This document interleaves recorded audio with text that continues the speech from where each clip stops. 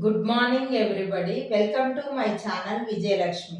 Today's topic is విస్మృతి దానికి కారణాలు. విస్మృతి ఒక విషయాన్ని గుర్తుంచుకోవడం స్మృతి అయితే దాన్ని మర్చిపోవడం విస్మృతి. విస్మృతి గురించి అనేక మంది మనోవిజ్ఞాన శాస్త్రవేత్తలు అనేక రకాల పరిశోధనలు చేయడం అనేటువంటిది జరిగింది. ఇంతకుముందు నేర్చుకున్నటువంటి విషయాలను పూర్తిగా కానీ పాక్షికంగా కానీ గుర్తుకు తెచ్చుకోలేకపోవడాన్ని విస్మృతి అంటారని మన్ అనేటువంటి మనోవిజ్ఞానవేత్త తెలియజేయడం అనేటువంటిది జరిగింది.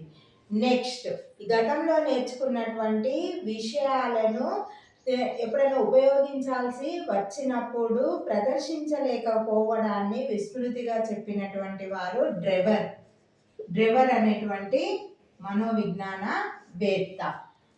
ఉద్దీపన సహాయం అనేటువంటిది లేకుండా వ్యక్తి తన భావనలను చేతనలోనికి పునరుద్ధరించుకోలేకపోవడాన్ని విస్మృతి అంటారని భాటియా తెలియజేయడం జరిగింది. అయితే విస్మృతికి చాలా కారణాలు. ఒక వ్యక్తి తన అనుభవాలను, అభ్యసన ప్రక్రియలను, అభ్యసించినటువంటి విషయాలను మర్చిపోవడానికి చాలా కారణాలు ఉంటాయని మనోవిజ్ఞానవేత్తలు తెలియజేయడం జరిగింది. అందులో ఒకటి అనుపయోగము వల్ల విస్మృతి అనేటువంటిది కలుగుతుంది. 2,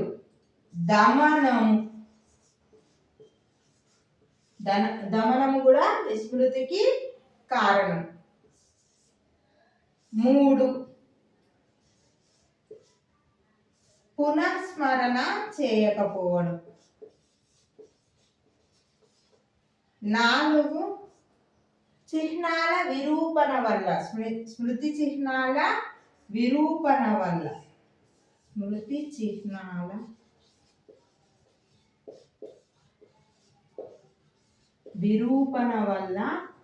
కలుగుతుంది. ఇంకొకటి అవరోధం వల్ల కూడా విస్మృతి అనేటువంటిది కలుగుతుంది. అనుపయోగం వల్ల విస్మృతి. ఒక విషయాన్ని నేర్చుకున్న తర్వాత వ్యక్తి అనేటువంటి వాడు చాలా కాలము దాన్ని ఉపయోగించకపోవడం వల్ల కూడా విస్మృతి అనేటువంటిది కలుగుతుంది అని తెలియజేయడం జరిగింది. అందుకనే విద్యార్థులను పునఃస్మరణ, ఇది కొంచెం దగ్గర సంబంధమే ఉంటుంది.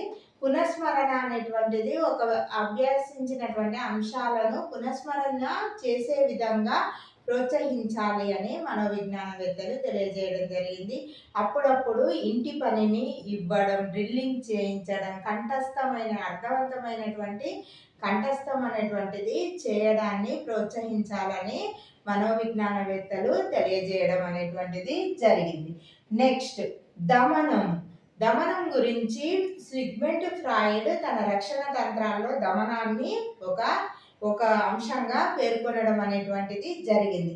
వ్యక్తి తనకు బాధను కలిగించేటటువంటి విషయాలను, సంఘటనలను మర్చిపోవడాన్నే దమనంగా చెప్పడం జరిగింది. దీనివల్ల తాత్కాలికమైనటువంటి ఉపశమనం అనేటువంటిది జరుగుతుంది. అయితే విద్యార్థులు ఒక విషయాన్ని అభ్యసించేటప్పుడు వారిని తిట్టడం కానీ అవమానించడం అనేటువంటిది చేసినప్పుడు వారు ఈ తిట్లతోని, అవమానాలతోని వారు నేర్చుకున్నటువంటి విషయాలను వీటితో పాటుగా దమనంలోనికి నెట్టివేయడం అనేటువంటిది జరుగుతుంది. దీనివల్ల కూడా వాళ్ళు అభ్యసించినటువంటి విషయాలను గుర్తుకు తెచ్చుకోలేకపోవడం అనేటువంటిది జరుగుతుంది. అందువల్ల విద్యార్థులు అభ్యసించేటటువంటి వాతావరణాన్ని ఆహ్లాదకరంగా ఉంచాలి. అభ్యసించేటటువంటి అంశం కూడా ఆనందాన్ని, ఆసక్తిని కలిగించేలా ఉండాలని మనోవిజ్ఞానవేత్తలు పేర్కొన్నారు. నెక్స్ట్, పునఃస్మరణ సేమ్ అంటే ఒక విషయం నేర్చుకున్నాం, దాన్ని మళ్ళీ స్మరించకపోవడం, చదవకపోవడం వల్ల అది విస్మృతికి లోనయ్యేటటువంటి అవకాశం ఉన్నది. స్మృతి చిహ్నాల విరూపణ. అయితే మనం నేర్చుకున్నటువంటి అంశము అనేటువంటిది మెదడులో స్మృతి చిహ్నాల రూపంలో నిల్వ ఉండడం అనేటువంటిది జరుగుతుంది. వాటిని కరెక్ట్గా మనం నేర్చుకున్నటువంటి విషయాలను ఏకాగ్రతతో స్పష్టంగా నేర్చుకున్నట్లయితే ఆ స్మృతి చిహ్నాలు అనేటువంటివి విరూపణకు గురయ్యేటటువంటి అవకాశం ఉంటుంది. నెక్స్ట్, అవరోధం అనేటువంటిది. జోక్యం చేసుకోవడం అనేటువంటిది జరుగుతుంది ఇందులో. ఒక వ్యక్తి 2 విషయాలను నేర్చుకున్నప్పుడు ఒకదానిని గుర్తు చేసుకోవాలనుకున్నప్పుడు ఇంకొక విషయం అనేటువంటిది జోక్యం చేసుకోవడం. దీన్నే అవరోధంగా చెప్పవచ్చు. దీనిలో 2 రకాలు అనేటువంటివి ఉంటాయి. పురోగమన అవరోధము, ఇక్కడ బిట్ వస్తుందండి. పురోగమన అవరోధం, తిరోగమన అవరోధం.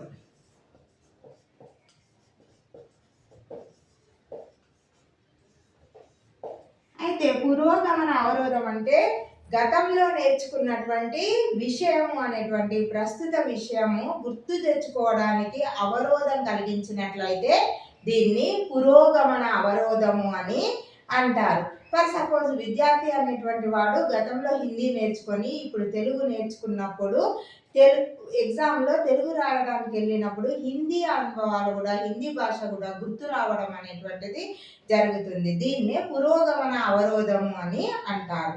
తిరోగమన అవరోధము అనేటువంటి గతంలో నేర్చుకున్నటువంటి విషయాలను గుర్తు తెచ్చుకోవడంలో ప్రస్తుతం నేర్చుకున్నటువంటి విషయాలు జోక్యం చేసుకున్నట్లయితే దాన్ని తిరోగమన అవరోధము అని అంటారు.